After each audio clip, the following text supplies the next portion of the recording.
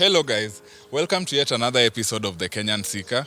And today with me here is the 2013 Mercedes-Benz E250, or popularly known as the W212 series. Now what is it all about? The Mercedes E250 belongs to the fourth generation of the E-Class series from the famous luxury car company. Now, before I get into what features that make it stand out in the market, let me give you a bit of history about how this car came to be. Now, back in 2009, the market for luxury saloon cars was quite flooded, or rather it was a bit competitive, and Mercedes needed a strategy to get into the market and dominate that sector. And I'd like to say that they did, because when this model came out, it re-established Mercedes-Benz as the leader in terms of elegance, design, and reliability.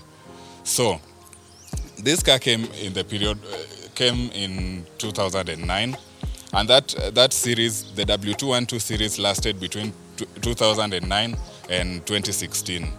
Now, worth noting is that there's also a brief redesign, or rather a facelift, that took place in 2013, where we saw the design that had been prevalent from 2009 change to a more aggressive and sporty, which is the 2013 to 2016 versions of the same car.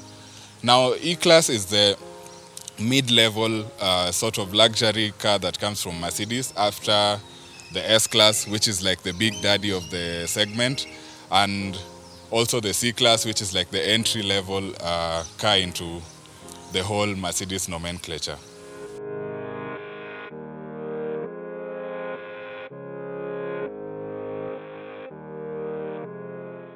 Okay, so we are going to start the review with the styling. Now, as I'll be doing that, I'll be comparing it to the version that came, the facelift model that came between 2013 to 2016. Now, the most significant change in that facelift was, as you can see in the older version, there were two twin headlamps, as you can see over here. But then after the 2013 refresh, this became merged into one single headlights. But to signify the earlier twin headlamp setup, you have two lines that flows across the headlights, as you've seen in later E-Class models. Now, another significant change was in the grille.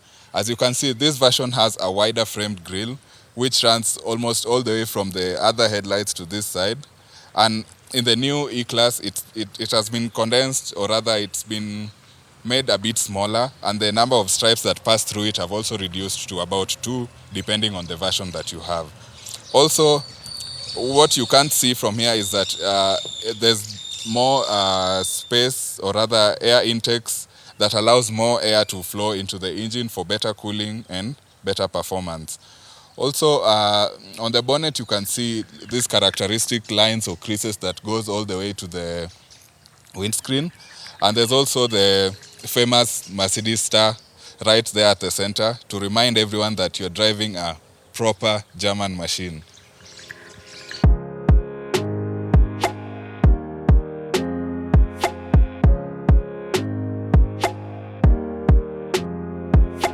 Now, next is the side profile of the E-Class, and the most notable one is the bulging wheel arches, which is an inspiration from its larger, or rather the more luxurious S-Class. Mercedes borrowed that and used it to inspire this design. And also on the back, there's this line and the bulge that comes through all the way to the back. And this is inspired by the ponton cars that Mercedes used to produce between the 50s and the 60s. It's quite grown into the model, and it's come to be known as the ponton flare. However, in 2013, that design cue was removed. Okay, so worth noting in the side profile is also these chrome strips that go all the way across the windows. And other things that have been borrowed from the S-Class is the handles. Yeah, and there's also this chrome line that goes all the way from the front wheel to the back. Yeah, and also the rims. The rims, these are AMG inspired, not the official ones from Mercedes. But yeah, I think they look cool. For the side skirts, these are aftermarket, and they just make the car look a bit more sporty.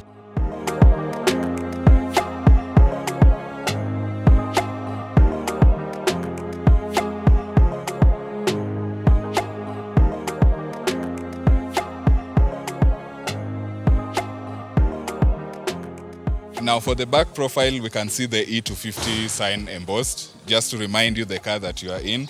Now on this other end is the 7G-tronic symbol that just tells you the kind of transmission that is in this car.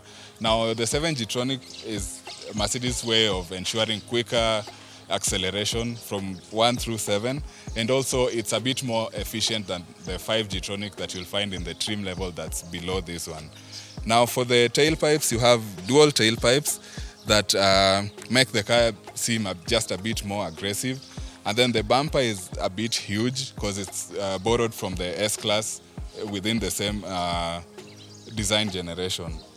Also, you can see that the taillights have like 3 levels to it, which also again is borrowed from the S-Class, and it makes it look just a bit more stately and elegant, so to speak. Okay, so Mercedes really pays attention to detail. Like for example, once you get in, the steering is presented to you based on the settings that you had earlier, and also immediately you feel like the comfort on these seats. There are bucket seats that really hold you in place, and the material is faux leather, which is a very high quality upholstery for such kind of cars. Okay, so for the interior, we're going to start from the seat controls at the door. Now over here you can see the memory seat settings, which go from 1 to 3. That allows you to have 3 different settings for different seat positions. So when you lend maybe your relatives or friends your car, you don't have to reset it back to where you're most comfortable with. Also, at the trim levels at the door, you can see there's this leather-like material, and then there's this wooden sort of, though it's plastic, but it's an imitation of wood that really looks nice. And then there's also the leatherette material here at the door, which has vertical stitching that I really like. Also at the bottom here you have your speakers, which, since we're in the avant-garde version, are tuned by Harman and Kardon, and they sound quite nice. Yeah, and that's it for that part. Now we'll move to the right here at the front console, where we have the headlights control, and on the steering here are the paddle shifters, which once I want to shift it like I would a manual car, I could easily engage this and shift myself rather than letting the car shift automatically for me. Now for most of you who are not acclimatized to the Mercedes yet, the gear selectors are here on the steering wheel as compared to at the central stack. And the steering also has some helpful buttons like the hands-free mode. There's something like the volume controls, some buttons you can use to control the menus on the infotainment system. Okay, now for the central console, there's the infotainment system, which it's a bit tiny, but considering this car is from 2013, that's something we can ignore for now. Also, we have the air vents over here, and the controls to the infotainment is this knob right here. Now this is before the MBUX, which these days is touchscreen for easier maneuverability, but for the period in which this car was produced, that's just fine. At the central stack here you have your storage, and also worth noting is that the USB ports are right here, and yeah, it's pretty good room for all your paraphernalia. Other storage are here at the door, and that's about it here. The E250 is not only luxurious, but it's also quite practical.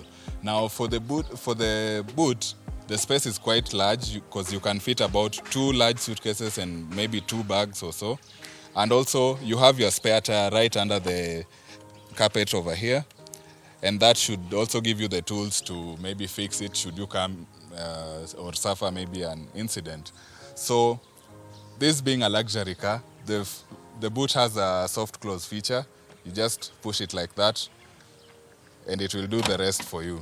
Same thing to open it, you just do that and it will go all the way up for you.